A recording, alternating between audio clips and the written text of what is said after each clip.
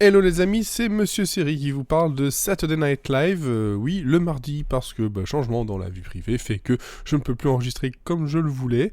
Mais c'est pas pour ça que j'abandonne, je continue donc mon trip dans la saison 45 de Saturday Night Live avec l'épisode donc 6, qui avait pour host Harry Styles et aussi musical host. Un épisode qui, s'il n'est pas mauvais, on en a connu des bien meilleurs. On va dire qu'il était juste bon, mais surtout il était constant. Voilà, il n'y avait pas d'envolée, il n'y avait pas vraiment de catastrophe, si ce n'est peut-être un sketch.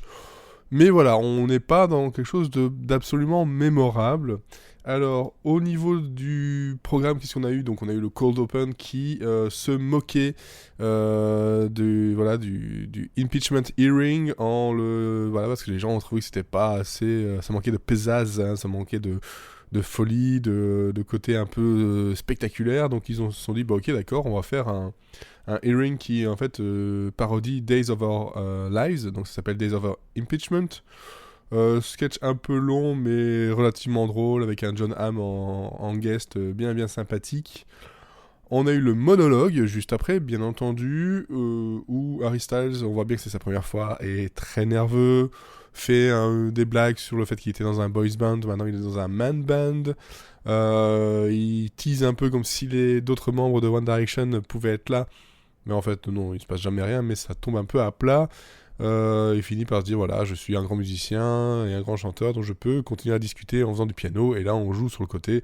Est-ce que c'est lui qui joue? Non, c'est pas lui qui joue. C'est un monologue qui était un peu chancelant, mais pas mauvais. Et on a eu ensuite droit à Joan Song. Alors, Joan Song, c'est un sketch avec Eddie Bryant qui joue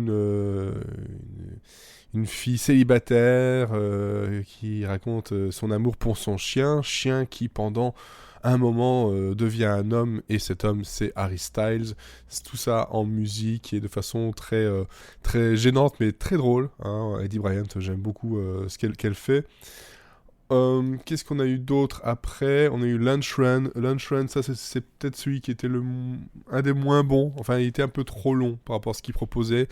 Où en gros, un employé propose d'aller chercher des sandwichs au poulet chez Popeyes dans un quartier qui, apparemment, on essaie de le comprendre, il est très très très afro-américain et où c'est dangereux pour les blancs d'y aller pour avoir un final qui tombe à moitié à plat à cause de la longueur du sketch, qui nous présente un The White Get Out sur Disney Plus par Jordan Peele. Donc ça aurait pu être très drôle, mais voilà, il manquait un peu d'énergie ou de connivence. Peut-être aussi le fait que c'est la première fois pour Harry Styles d'être dans le SNL de cette façon. Ensuite, il y a eu les interludes musicaux de Harry Styles. Voilà, on n'aime pas.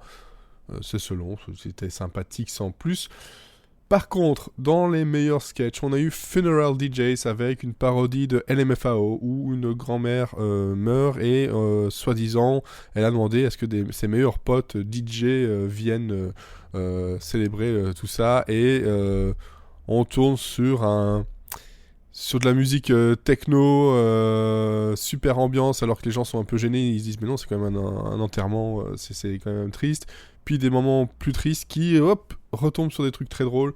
C'est super rythmé, c'est vraiment drôle. La parodie de LMFAO est vraiment comment dire, succulente, avec avec Styles qui joue aussi dedans. Donc là, franchement, ça m'a bien fait rire. Je l'ai partagé d'ailleurs sur Twitter quasi instantanément. Ouais, dans les moins bons, on a eu Babyface et un Newsboy. C'est une espèce ouais, de revue des années 20, années 30, où on parle, voilà, c'est des enfants qui faisaient un super spectacle, qui était très connu, qui 10 ans plus tard reviennent avec la même chose, mais finalement c'est assez catastrophique et ça se termine plutôt mal. C'est dispensable, tout à fait dispensable. Par contre, on a eu un sketch sur Sara Lee. Sara Lee, c'est une société qui fait des desserts, du pain, des pâtisseries aux États-Unis.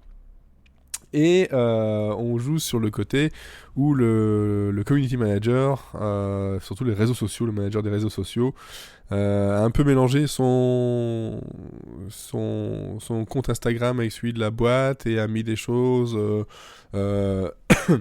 des choses assez sexuelles dessus, des choses qui ne vont pas du tout avec la marque.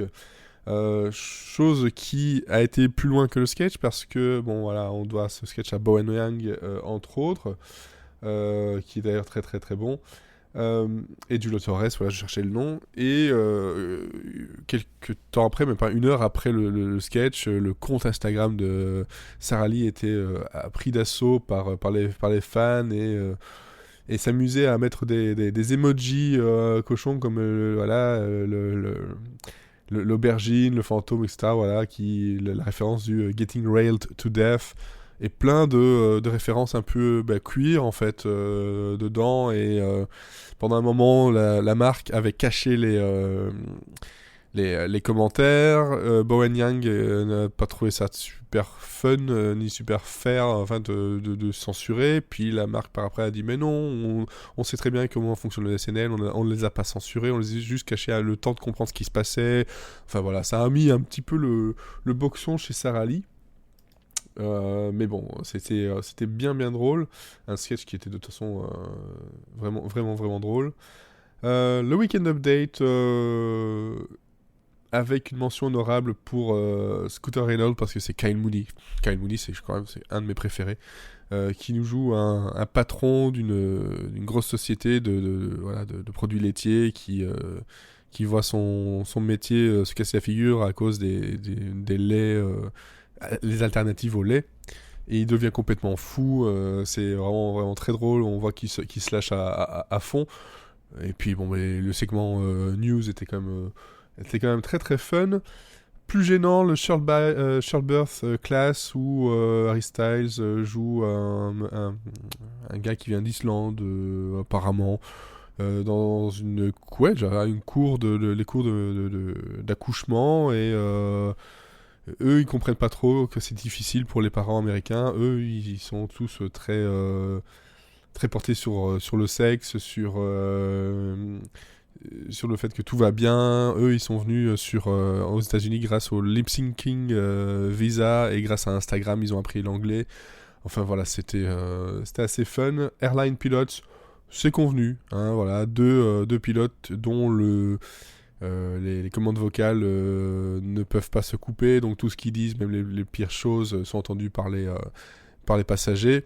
Ça monte en puissance et c'est plutôt bien fait.